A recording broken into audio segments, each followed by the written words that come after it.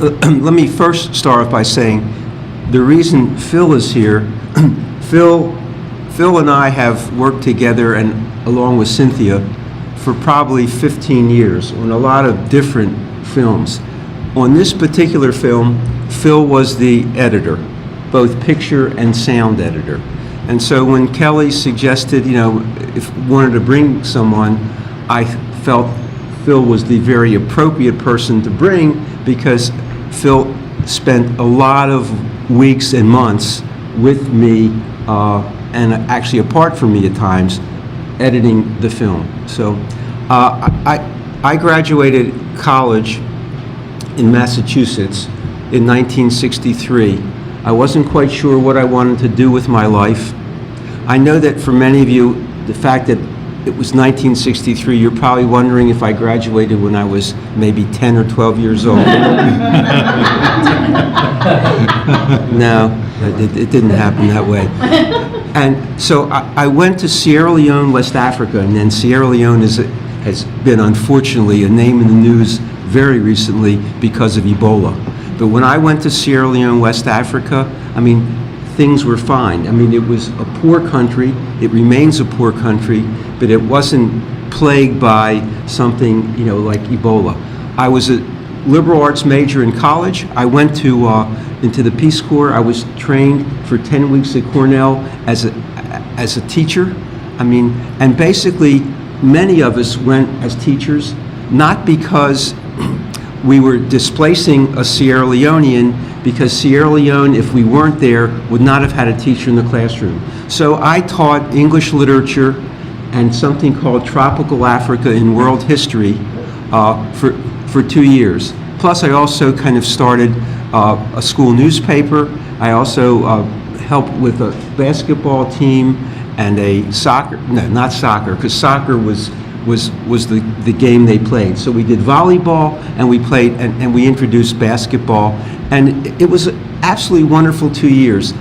So many of us, there have been 210,000 Peace Corps volunteers since 1961, when the Peace Corps was founded. And so many of us found a cause and a future. For me, I decided that experience was important to me, because I felt like I was one person. I wasn't going to change the world, which I expected to do when I went over there in 1963. Realized that I wasn't going to change the world, but I could make a difference. One of the wonderful things about the Peace Corps, there is a man now, Cedar Falls, Iowa. Abu Bakar Timbo was a student of mine. He came to my high school for his senior year as an exchange student. Abu Bakar Timbo graduated from my high school, went to Yale, graduated Yale, went on to become an industrial engineer for John Deere in Iowa. Abu Bakar Timbo stayed in this country. His daughter, Hobby, went into the Peace Corps to Guatemala about a year or so ago. So there are lots and lots of things I think that we value in what we do with our lives. And I guess for me, one of the things that's important is that by the time I pass on, I want to have left something that I think might be significant to thousands, no, but maybe to a handful of people, and that's what led me to the Peace Corps. I'm a documentary filmmaker. I've done lots of different types of films. I've always wanted to do this film about the Peace Corps because I think it was a very valuable experience for me, and I thought it would be something to share with others. There were lots of different treatments that I could have given this film. The one I finally chose was to weave the letters, journals, blogs, and emails that Peace Corps volunteers wrote while they were in the field. I wanted to weave those with the profiles of 4 return volunteers or former volunteers who today are still trying to make a difference. So, as you can imagine, if there were 210,000, how in the hell do you select whom you're going to include? it was a lot of networking. I mean, a lot of attention paid to what types of people I wanted to finally follow for a while. And I think what I'll do is I'll shut up for a moment and let Phil tell you what he came to with all these letters and all this writing and these spending time with some volunteers in different parts of the country. So, yeah, what Alan also didn't mention is that he was connected to the Peace Corps office, and they were very open to having him do these things. So we were able to get footage from them, and we were able to, you know, it just brought more things to the table, but allowed us to have a wide variety of content.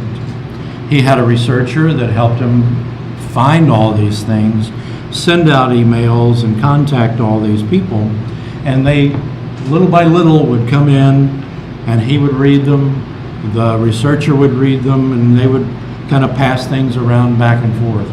I came in after there was this, what we'll call a virtual pile, because it wasn't something I walked into, but he had a file cabinet full of these things. And so, and that didn't include what he did shoot of these 4 people that he went out and sought and spent time with, asking them questions, riding along with them in their car, and doing different activities that they were involved in. Some, you know, marching on Washington and doing different things. So there was just a wide variety of their purposes.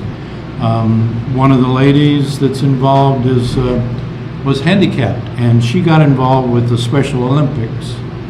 And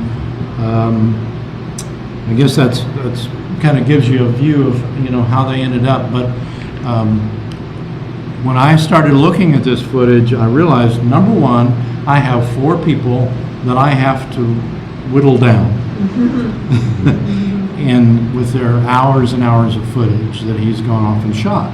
So that was my first goal. Take those items and sit with each individual person, as it were, and figure out what they have. Is there a story they really have to tell? And how can I give it a beginning, middle, and end, just like every story you want to make? And so the first cuts of each of these was in the way, probably in the 20 to 30 minute range, when I took that footage and put it together in some form. Now, that's not where it stopped, obviously, because what's in the finished film today, those 4 people have about a 3 to 4 minute segment. Wow. So you can see how we were treating it, but it didn't happen like from 20 minutes to 3 minutes. It happened, well, it became 8 or 10 or 15 maybe, down a little bit more. I edited some of those pieces in different ways. Each time I would look at them, I would edit them in a different way. What's the attitude now? Try to see it a different way. And that's when they would start moving around and coming down in size.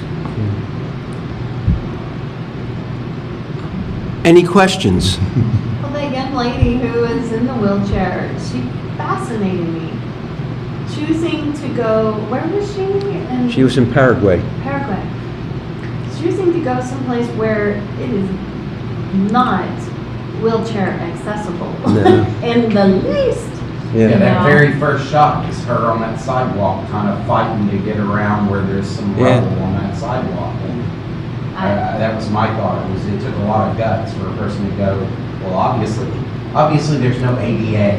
Yeah. No, that's She's right. gonna go. Yeah. Yeah. If somebody wanted to join the Peace Corps, what's the process? We heard about it, but, we really don't know. What is the process to join? Just applying. I mean, it's that simple. However, the process takes, it used to be about a year long, but now they've made an effort to whittle that down to more like 5 to 6 months.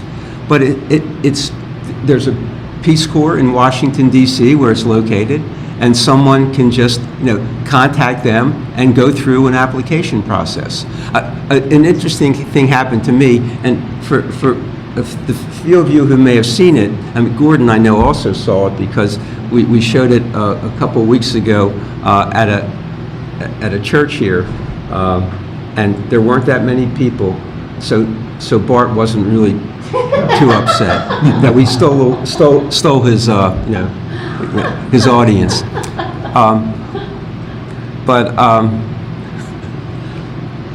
Where was I going before I cracked that wonderful The joke? requirements application. Yeah. I know. It was about those of you who've seen it. Have you seen it? You have. You haven't seen it. Were you supposed to have seen it? Yeah, okay. Well, one of the things that I included in the film was the first time that I get a call. I was at a fraternity house, and I know. And my father calls me, and I was waiting on tables, and he calls. What they expected was you were supposed to put the parent that was closest to you as a reference. And I thought my father might be more understanding than my mother. So I put him down. He calls me and he says, Alan, I've never told you as an adult that you can't do anything, but I do not want you going into the Peace Corps. Dad, come on. I won't spoil it for those of you who haven't seen it, what he said. But the thing is, that's what I think a lot of families back then were doing. They were really concerned. I mean, my parents thought I was going off to some place, and never be heard of again. I mean, they didn't understand. It wasn't a developing world, and then we called it the undeveloped world. But it's not like I was going up the Amazon, to forever be kind of gone from modern civilization. I mean, like Rockefeller. I lived in a town of about 6,000. I lived on a school compound, so unlike many volunteers, I didn't live in a mud hut in a village, but I did live in a house that had bars on it, and it was very modest. And in the town of Maburka, which is where I was, there was the Tonkalili Relief, which was a bar, and spent quite a bit of time in that bar. That's off the record. Okay? I don't want my grandson, who's now 23 months old, to see this someday and know that I drank.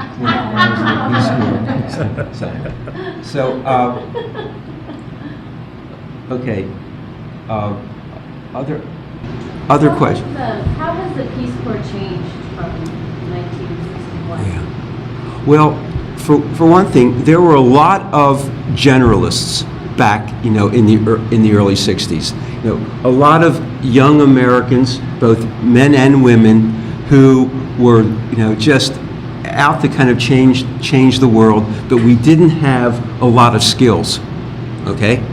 I mean, as I said, I was a college graduate, but I was a liberal arts major. I mean, I wasn't even, trained as a teacher. And I think there were many like us who went in then. Today, not that there aren't a whole lot of just like us then, but there are a lot more specialists. I mean, there's healthcare workers, who have experience in healthcare. There are businesses. I mean, it's also moved from the developing world to Eastern Europe, where you have volunteers. So they've really kind of concentrated a lot more on what skills you can bring that will really advance, a country. And they're bringing things like computer people and computers with them as well, so that they can teach those in classes and things.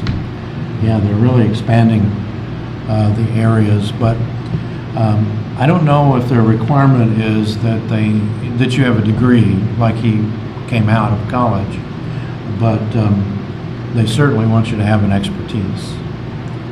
Yeah. One of the other things is safety, security.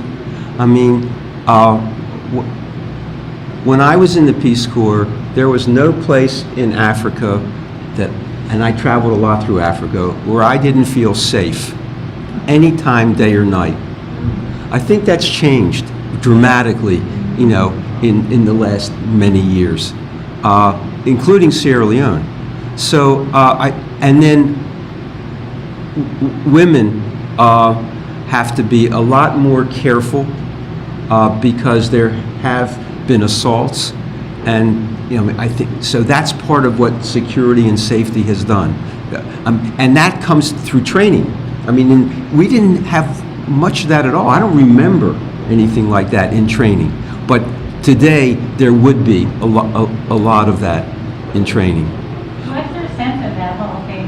Do you think the Peace Corps was trying to cover it up, or they just didn't know, or it seems like it was really underreported for a long, long time?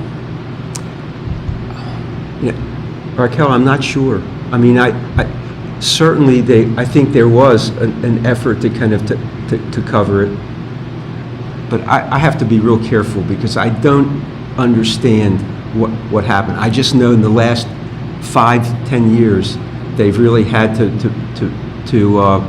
make sure that women particularly were safe. Well, and there's one part where you talk about there were more women than men. Was that a particular time frame, or is that kind of overall? I think it's pretty close now. I think there was a time when there were more men.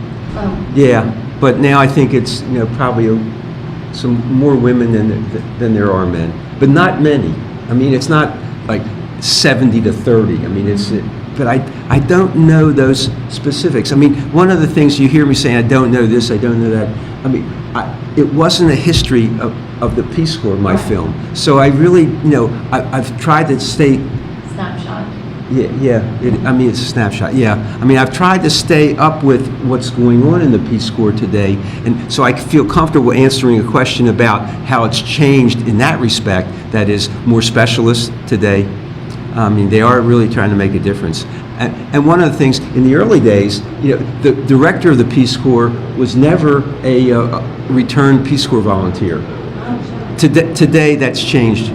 You know, and the woman who now is the director of the Peace Corps, you know, is a returned Peace Corps volunteer. And it's interesting, I use the term returned because that's how the Peace Corps refers to us, as opposed to a former, you know, volunteer. And we returned. I mean, a story that I don't have in the film. In fact, I mean, Phil was chiding me a lot while we were doing this. He said, "Alan, you have to be more in the film." I mean, I'm there a little bit, but he felt like I needed to play more of a part in the film. And there have been a couple others who have criticized me for not doing that as well, one of whom is Bart. That's off the record. No, but it's fair enough. I mean, no, it was a very, you know, constructive and positive thing. But I didn't. I felt like I did have my little say with my letter, and then let other people kind of take over. But one of the stories I was telling Phil, I had a Jeep. I mean, it was a government issued Jeep. And in the town where I lived, and several of us were able to use it, I was in the capital city of Freetown, coming back to my town, which is in the northern part of the country, one day, you know, one weekend. And I was driving along, the roads were dirt, and during the dry season, they got corrugated. And I was driving along, and nobody around. A sheep comes out to the road. I swerved this way to miss it. The sheep, and I wasn't going that fast. The sheep comes back, and I kill the sheep. Something. What am I going to do? You know, I mean, I wind up in a ditch. You know, I'm not going to be able to get the Jeep out. Suddenly, you know, there's nobody around, and moments later, there must be about 15 or 20 people. Is everything okay? They're sad about the sheep.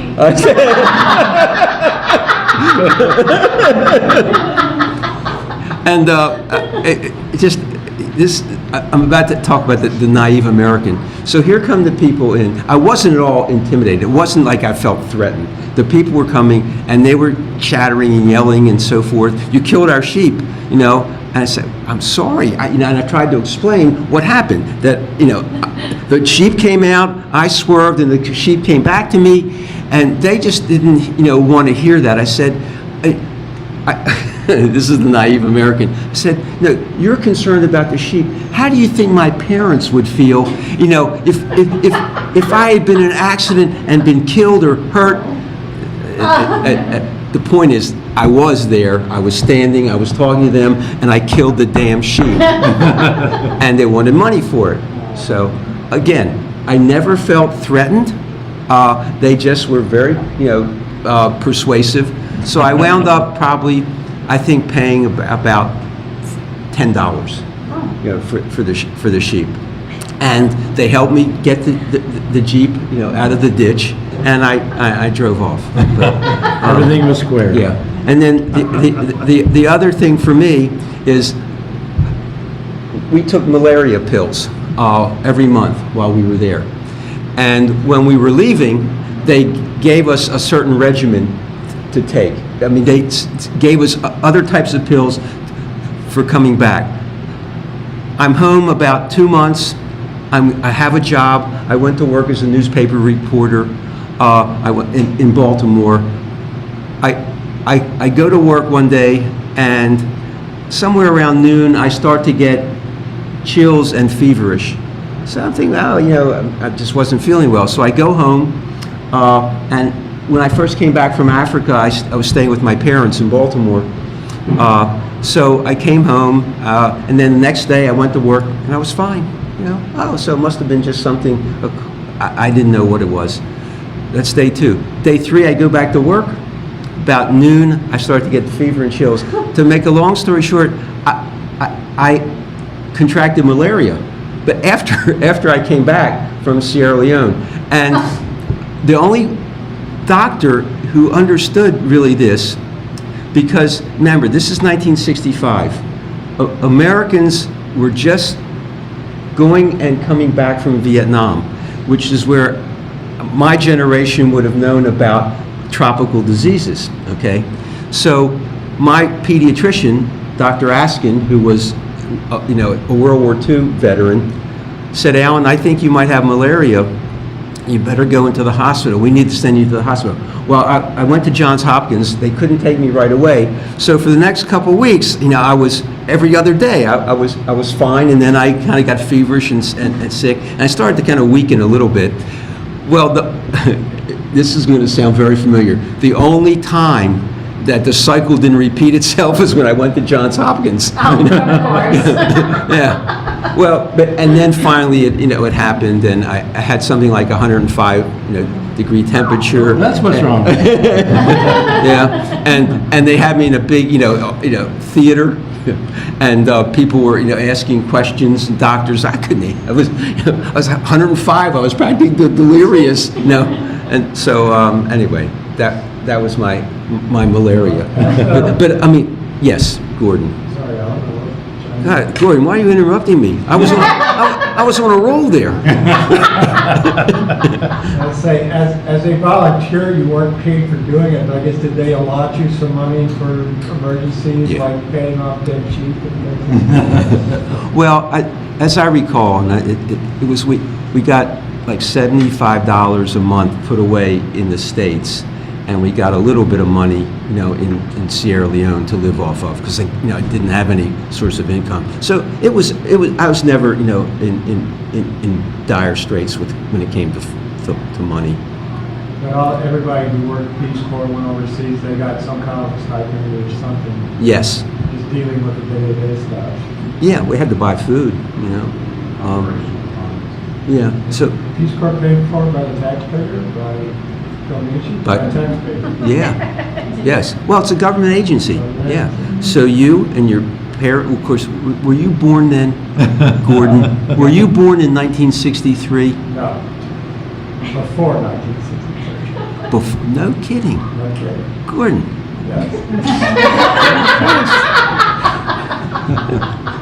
yes. Okay. I should have stopped what I did. Yeah, no, so in any case, yeah, I mean, it was government paid.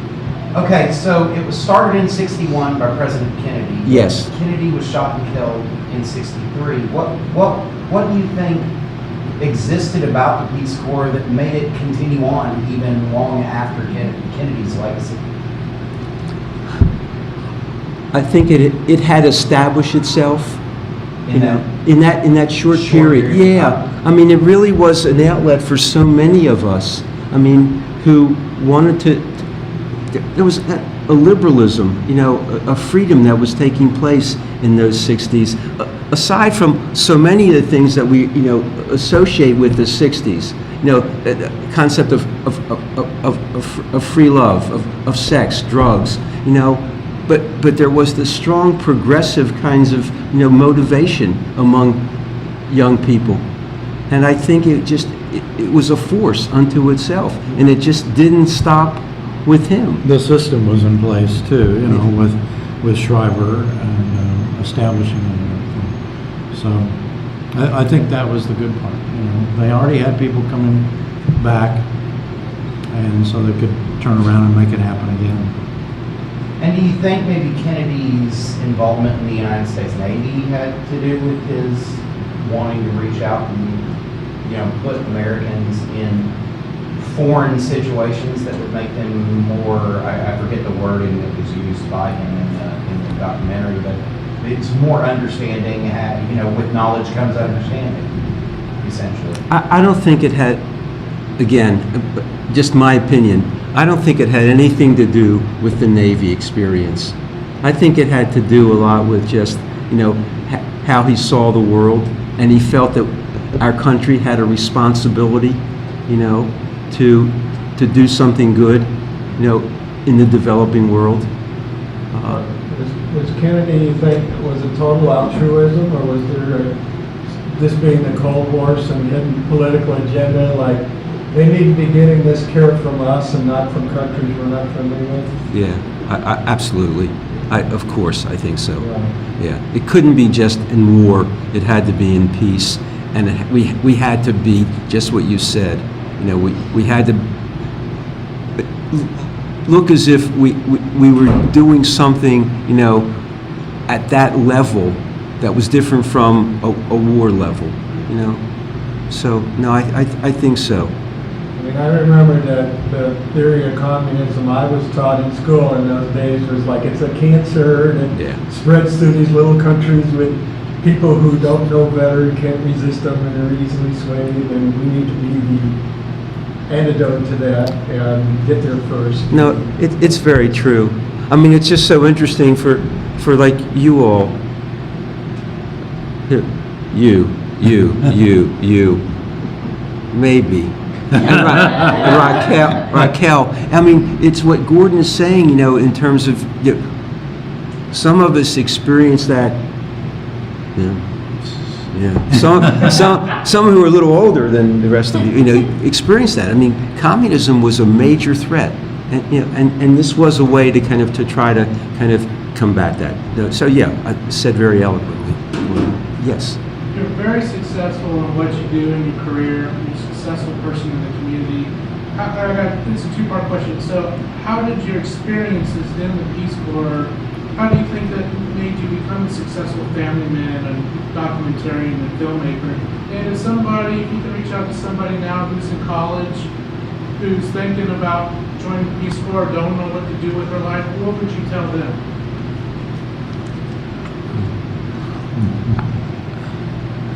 I guess I feel very strongly that why I'm here is to try to to do something that benefits my fellow man and woman. I mean, I felt that back then, and I feel it today. I think we have a responsibility, those of us who can, to do something to help others. And I felt that, sometime before the Peace Corps, and I feel it today. It's what I hope I've conveyed to my daughter, who's now, 41 and a filmmaker. I hope we can also convey that to my grandson, or our grandson, my wife and I, to our grandson who's 23 months old.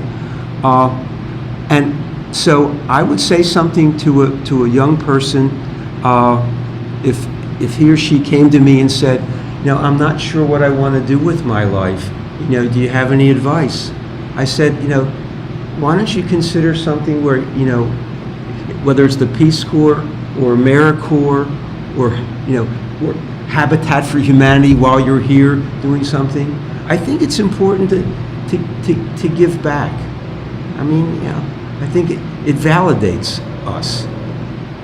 So, I think it's that kind of spirit that I think is really kind of important and what I want to convey to others. It's an idealism, but I think it's true. And what about your experiences in the Peace Corps? What do you think your experiences in the Peace Corps and what you experienced contribute to your success as a filmmaker and somebody in the community? It's hard. I can't necessarily say my success as a filmmaker.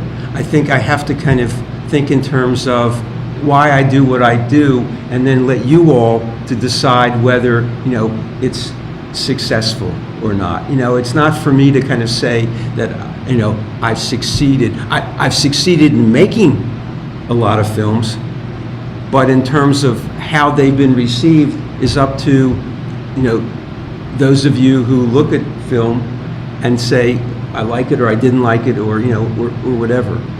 So I mean that's a bit hard. I just know that the kinds of choices, my wife and I have worked together since 1978, so that's now 36 years.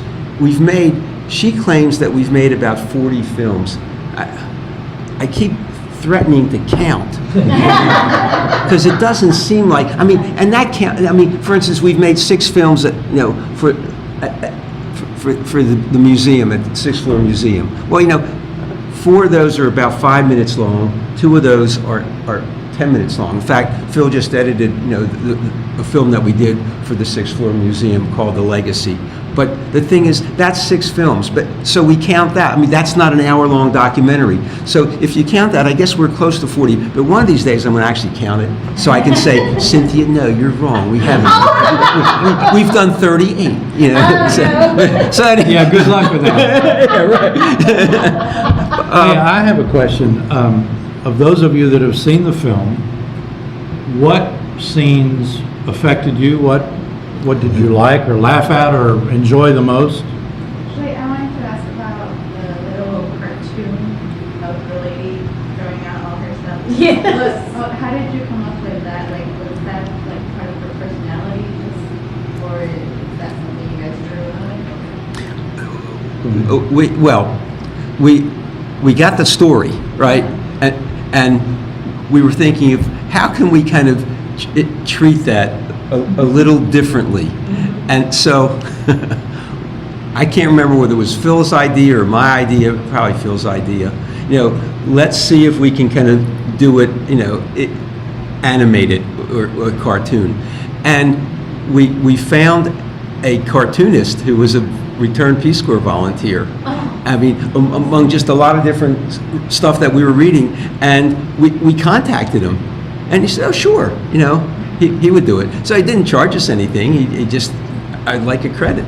We really did think about using him, in different ways. We kept thinking, well, we knew that we had this artist out there, and we thought, well, maybe we could use it as transitions. Maybe we could use it, use his work in a lot of different ways.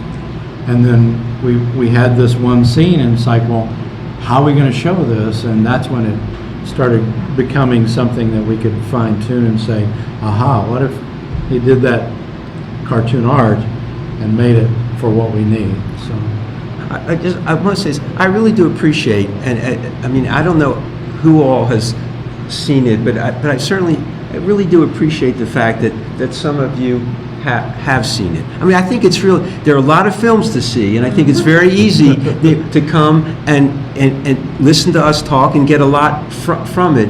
But I really do appreciate the fact that some of you have seen it and, you know, and asked the kinds of questions based upon that. And I won't condemn the rest of you who haven't seen it. I'm just going to ask Kelly, who among you has not seen it? And I have the, well, maybe that. One thing I learned that was really interesting to me was the lady who's doing her work in the United States with the prisons.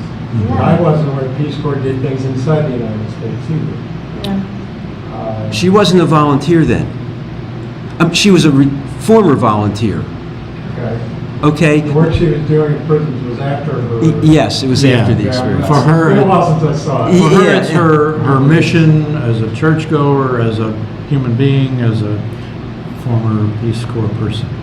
She made that sort of her mission when she got back to work with those people. And you had the fortune, apparently a lot of people shot 8mm Super 8. Yeah. I'm wondering, in some of those countries, did they just store all that up and get it processed when they got back to the U.S., or where did they get it? Where did they get that from? Yeah, well, you know, our digging process, there was odd places that these things came from. So I don't have an answer for all those, but yeah, some volunteer would say, hey, I knew about somebody that made a film while they were there, and we got, you know, 3 or 4 contacts later, we ended up with films in our hands, so that was nice. I don't know whether you would remember this, those of you who saw it, but there was one excerpt from a film that we had to put, we had names and countries under everybody, except one. It was a film that was done in the early 60s in Brazil, and we could not find the name of the volunteer. I mean, we tried to contact the representative, Peace Corps representative back then. We tried contacting volunteers who would have been contemporary. We could not get the name of this one volunteer. It was an interesting film. Where'd the footage come from? The Peace Corps. I do have a story, quick story. Good. All right. I'm in Sierra Leone. I'm teaching, okay? The classes I'm teaching, the kids are what we would call maybe 7th grade to about 13th grade. It was the English system, and so there was a 6th form that would be equivalent to the 13th grade. Joseph Camara is a little bit kind of difficult. I'm there about 2 months, 3 months. And I say, Joseph, if you continue to act up, I'm going to send you to the principal. So he shut up. Maybe a week or so later, Joseph Camara starts to act up again. I said, okay, that's it, Joseph. You leave, go to the principal. What happens is, I find out later, Joseph Camara was flogged by the principal. Flogged? Do you know what I mean by flogged? Yeah. What, do you know what I mean by flogged? You don't know what I mean by flogged. Whipped. Okay. Yeah. Yeah. Clearly. Yeah. Where it breaks the skin. Yeah. That kind of whipping. So I went to I found out, I went to Mr. Henry, the principal, and I said, Mr. Henry, I didn't send Joseph Camara to be disciplined by you, to be whipped, to be flogged. Flog was the term. And he said, Mr. Mondell, he called me, he didn't call me Alan, he called me, Mr. Mondell, you are in my country now. And, you know, if you can't, you know, learn to do things the way we do it, then, you know, you should leave. Actually, I think I'm exaggerating. I don't think he said you should leave. I mean, he just said you're going to need to do things our way. So again, you know, the way I got around that, I never sent, you know, a student to Mr. Henry again. I mean, I would discipline him myself. I mean, I didn't hit him. So you flogged him again? You know, as soon as I was saying that, I thought I was ripe for that one. Yeah. But so, and I think mainly it's a cultural sensitivity when you come back here. I mean, you know, it was, and that was very important. That pace. I mean, I just, wanted to slow down or stay slowed down, Right. you know, but I couldn't, you know. So You were in Sierra Leone when Kennedy was assassinated. I was. How did you hear it? Do you remember? Oh, yeah, I came down from the town where I lived to the capital city of Freetown. I came to stay with some Peace Corps friends. They were listening to a shortwave radio. Yeah, that was part of the documentary, right? Well, it wasn't me, it was somebody else, Stories. but it was a very similar story to how I found out. And I came in and it was around 6 o'clock then and 12:30 here, you know, and they told me, said, you know, the president's been shot. I said, oh, sure, you know, the president's been, I thought they were joking. And sure enough, soon after that, they said the president is dead. And a strange thing happened.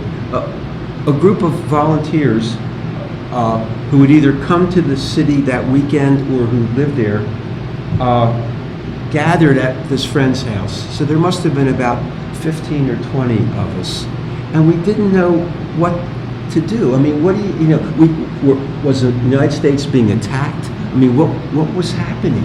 The president was killed. And the strangest thing happened. Somewhere around maybe 10 o'clock or 10:30, someone put on some music and we started dancing. And it was just a relief. And I remember Lenny Clark, who was a assistant rep, came by the house and he came up to the stairs and he opened the door and he said, "What in the hell are you doing?" I mean, he was really pissed that we would, you know, our president was dead and we were there dancing, and it was just a release. I mean, it wasn't intended to be disrespectful. It was just, it evolved. So someone who came onto that, you know, for the first time and not evolved in that situation. So it was really, and for the next couple of years, because we would go through Sierra Leone, and Sierra Leoneans would say how sorry they were, you know, that the president had been shot. I mean, he was beloved. I mean, he really was. It was amazing the kind of charisma that he had. So yeah, so I was there. And what was interesting, I mean, back in 1988, 89, Cynthia and I did 6 films at the 6th Floor Museum about the life, death, and legacy. And I was seeing for the first time a lot of the footage that your parents saw when that weekend, were watching what happened. I had never seen it before. So, is there any television in Sierra Leone at that time? no. Or not for years after that? No, I say no, so like I really know what the hell I'm talking about. We didn't have it. I mean, no. I mean, there was nothing, and I don't think so. I don't know of anybody talking about television back then. No. You just had a radio. Yes, and that was kind of a shortwave. I don't mean shortwave. What is There was no broadcast radio? Yeah, shortwave radio. There was no broadcast radio going on? Not in Sierra Leone. This was coming from the BBC. Yeah. Well, we need to wrap up. Is there anything that we haven't touched on that you would like to? Well, I mean, one of the things I'm trying to do now with the film, I mean, my wife and I both produce and distribute documentaries, and we distribute because we felt like we were doing a lot of films that perhaps if they got to the right audience would benefit them. And what I'm trying to do with Waging Peace is get it to colleges and universities, community groups, and get them to either invite me so I can introduce the film, moderate, or sit in on a panel to talk about not just the Peace Corps, but about the value of volunteerism, you know, the value of cross-cultural understanding. So it's like, I believe that it's not like I finished the film and that's it. I mean, I wanted to continue. So, and that's part of why we make films. You know, that's in addition to the millions of dollars that I make from the documentaries that I've done. Sounds good. Yeah. But, yeah. So where's it headed next? Well, I'm trying, I haven't started trying to get television interested in it, but that's the next step. I'll try to get, I mean, PBS would be a natural, but it's tough these days. You two probably know more about where some of these films go. It's not easy, although if you want to give it away free, I mean, you can go a lot of different places. You know, my wife and I are poor, starving documentary filmmakers. That's terrible. I'm not starving. I'm poor. No, but the thing is, one of the ways we derive some income is the distribution of the film. So that's really important. You know, so that's one of the things that we're trying to do is distribute it. But television just, it's really hard to get any kind of money from a television airing. I mean, I don't know whether Frame of Mind pays anything, to the filmmaker. Like 2 minutes, $2 a minute. $2. Oh, yeah. Oh, gee. Yeah. So yeah. So it's, but So we'd want to play the 70-minute version. Maybe 3 hours.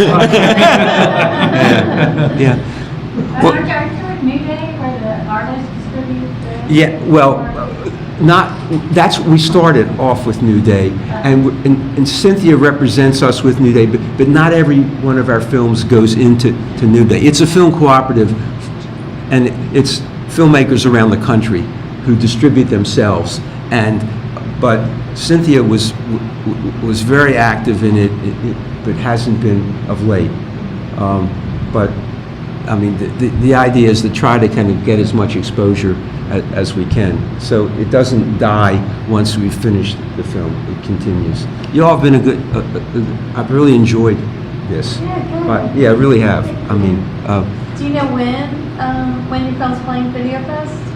yes, it's October 11th at 6:15. Yeah, and that means so 6:15 to 7:15, and then 15 minutes or so for questions. Is that how? Yeah. So it's at Alamo. Yeah, at Alamo Draft House. Yes.